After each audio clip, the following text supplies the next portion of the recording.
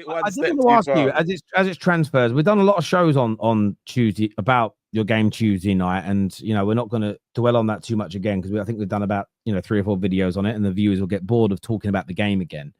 But Odegaard specifically, do you need an upgrade on him in your opinion? Do you need to go out this summer? Because today you're linked to Rayan Cherki, who again pops up in similar positions. The guys I just mentioned, Eze, Morgan Rogers' name is out there. Do you think it's an area that you need to improve on if Arsenal are going to go to that next level? Nah, 100%, 100%. Like to the point where the Odegaard thing is weird for me because he's not a shit player. He's not just become a bad player. His decision making this season has just been off for me. I don't know if that's something that can be fixed. But what I do know is he's very comfortable in his position. Like what you saw on the other night, 90 minutes, he wasn't hooked off the team when he could have been hooked at half time, for goodness sake. Like we carried him through both Madrid games. We've kind of carried him all season. I said to Arsenal fans, if he can give me 3 great performances, i.e. the 2 Champions Leagues and the final, then I can give everything he's done this season. But he's been missing. I don't know if it's the sleepless nights since he's become a father. Who knows? Like because that seemed to have coincided with his form dip, and I don't know if he can handle it. Maybe he's doing the night run too much. I don't know, but he's making stupid decisions. So yeah, I definitely believe he needs to be challenged. Is it the end for him? I don't agree because like he's still young enough to find his feet again because we've seen what he can do. But he needs to be challenged. He needs to know that if he has 2 stinkers, there's someone that can replace him. So we definitely need to do something in that area, 100%. Do you think the captaincy might be holding him back a bit? Because some players struggle with the armband.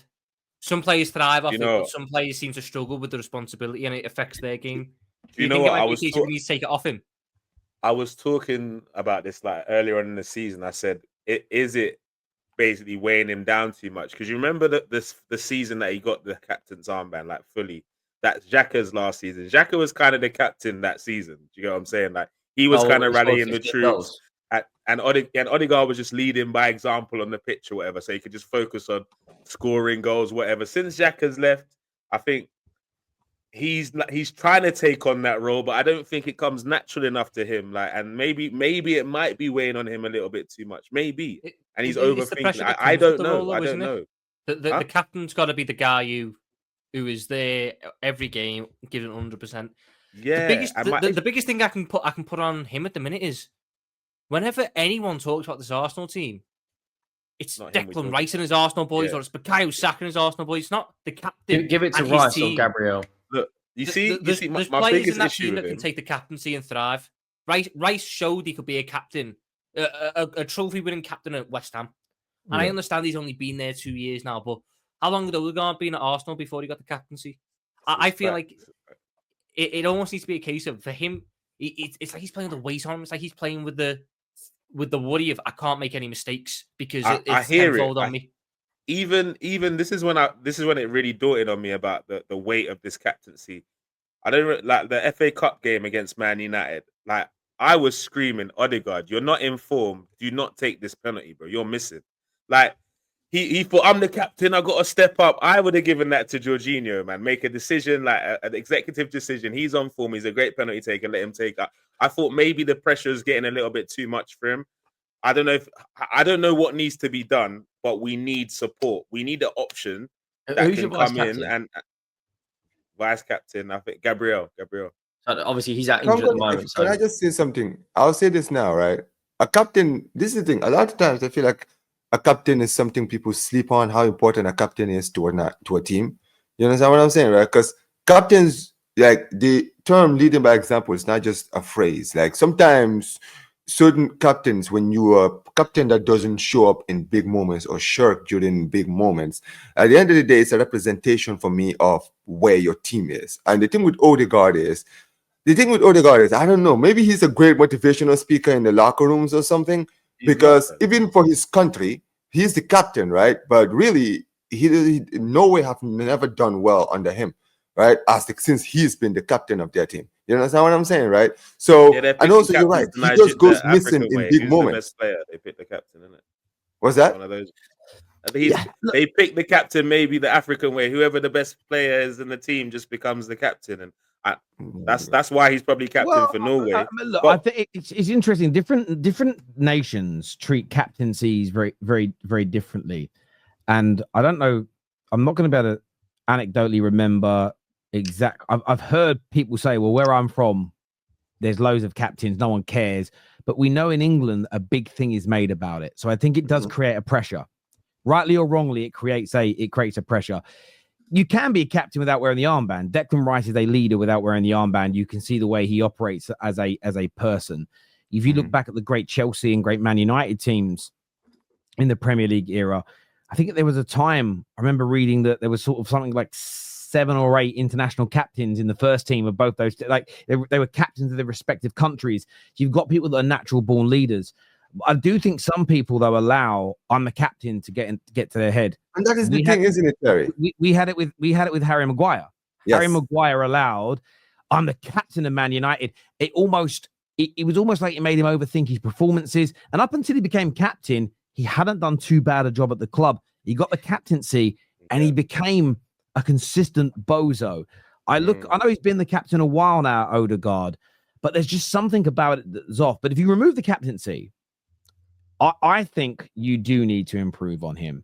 And this isn't a dig, but this is where I think I go back to a very, you could call it famous or infamous video that I made in the summer of 2022, where I said, and I was actually the day I released that, I was with Henry and Tom. We had a football terrace party, actually, the day that video came out, where I said, Arsenal scare me. And what I spoke about in that video is that I felt that they were about to turn a corner and become title contenders.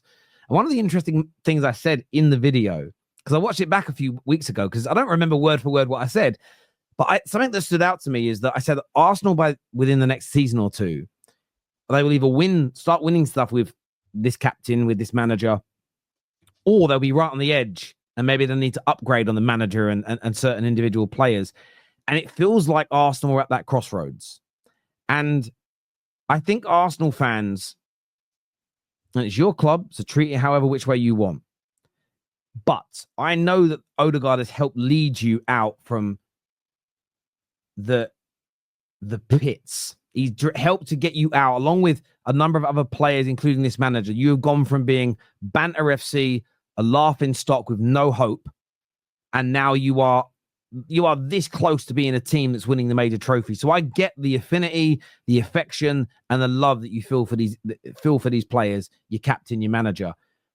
But you look at the players you're linked to at the minute, the Cherkis of this world. Doesn't mean you sell Odegaard potentially, but I think you have to bring a player into your club that has the ability from day one to bench him. One, as they say, pressure either bursts pipes or it creates diamonds. And I think you need to put that pressure upon an Odegaard. I think competition for Saka is different.